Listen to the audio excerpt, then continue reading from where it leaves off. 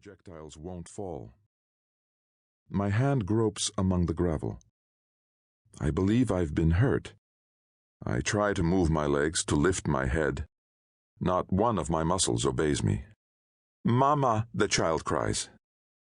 "I'm over here, Amin."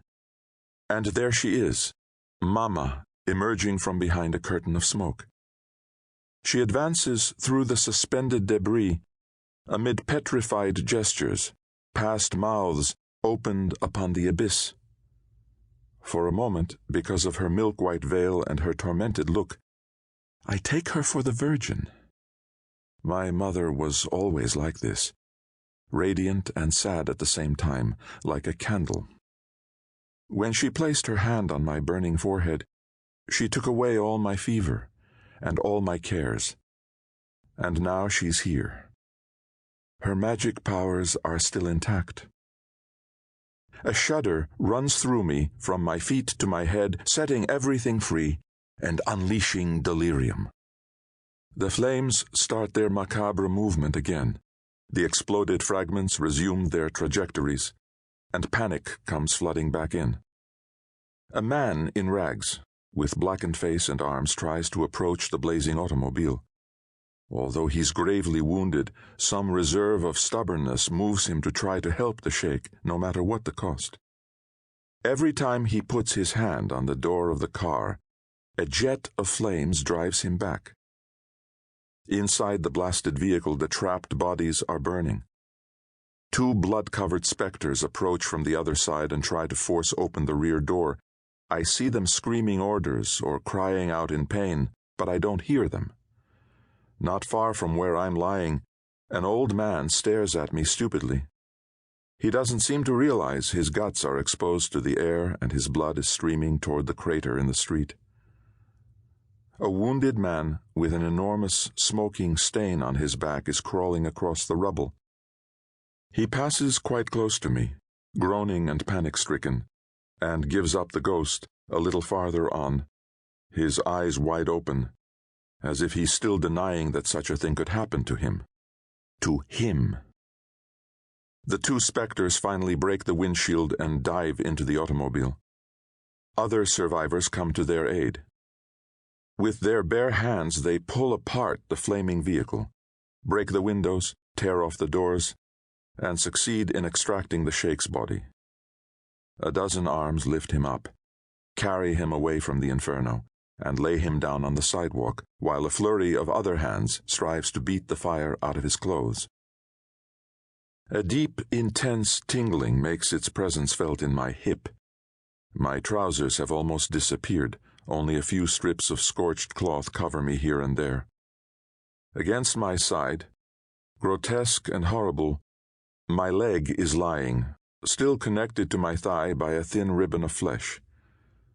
Suddenly all my strength deserts me.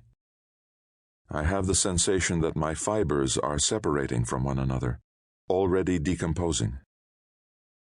At last, I hear something. The wailing of an ambulance, and little by little the noises of the street return, break over me like waves, stun me. Someone bends over my body, gives it a summary examination with his stethoscope, and goes away. I see him stoop before a heap of charred flesh, take its pulse, and then make a sign to some stretcher-bearers.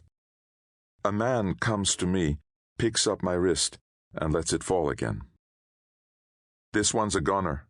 We can't do anything for him." I'd like to hold him back and force him to reconsider his assessment, but my arm mutinies, refusing to obey me. The child starts crying out again, "Mama."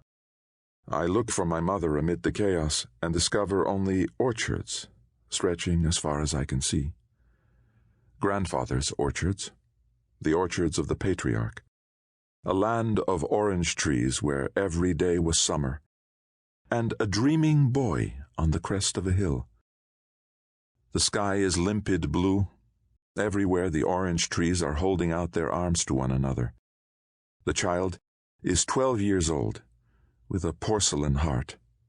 At his age, there's so much to love at first sight, and simply because his trust runs as deep as his joy, He thinks of devouring the moon like a fruit, convinced that he need only reach out his hand to gather up the happiness of all the world.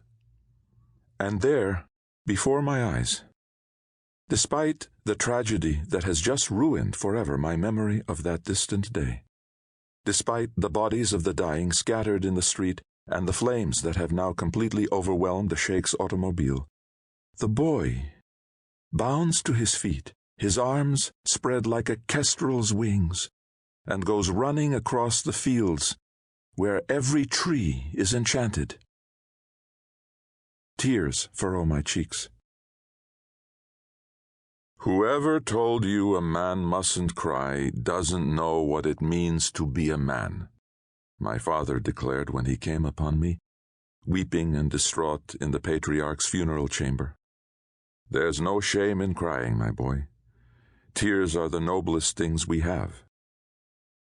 Since I refused to release my grandfather's hand, my father knelt before me and took me in his arms.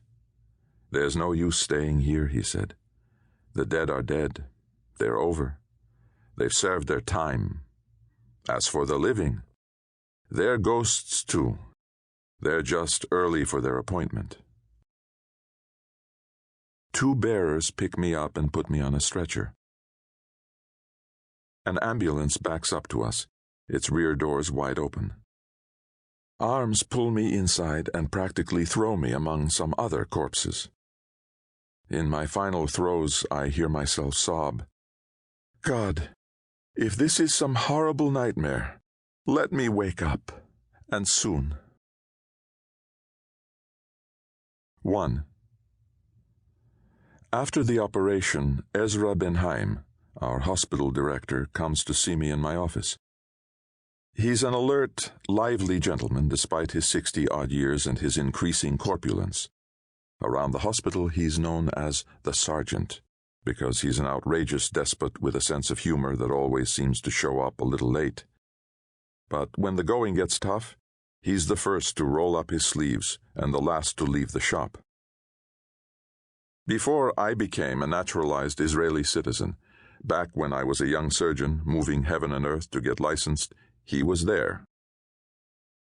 Even though he was still just a modest chief of service at the time, he used the little influence his position afforded him to keep my detractors at bay. In those days, it was hard for a son of Bedouins to join the brotherhood of the highly educated elite without provoking a sort of reflexive disgust. The other medical school graduates in my class were wealthy young Jews who wore gold chain bracelets and parked their convertibles in the hospital lot. They looked down their noses at me and perceived each of my successes as a threat to their social standing.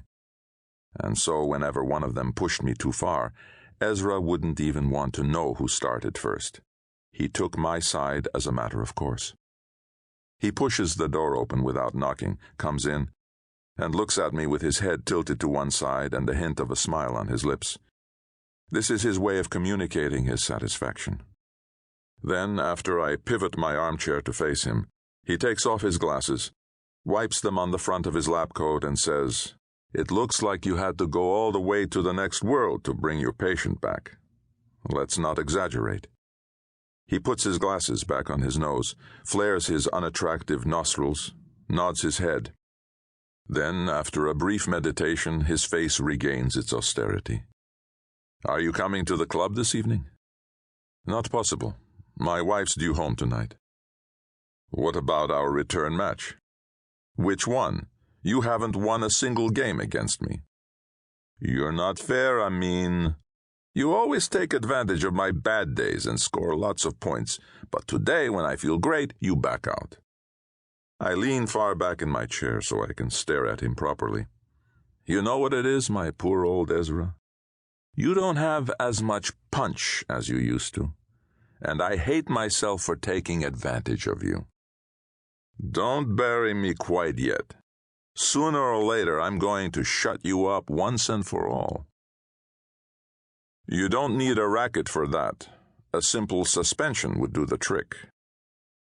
He promises to think about it, brings a finger to his temple in a casual salute, and goes back to badgering the nurses in the corridors. Once I'm alone, I try to go back to where I was.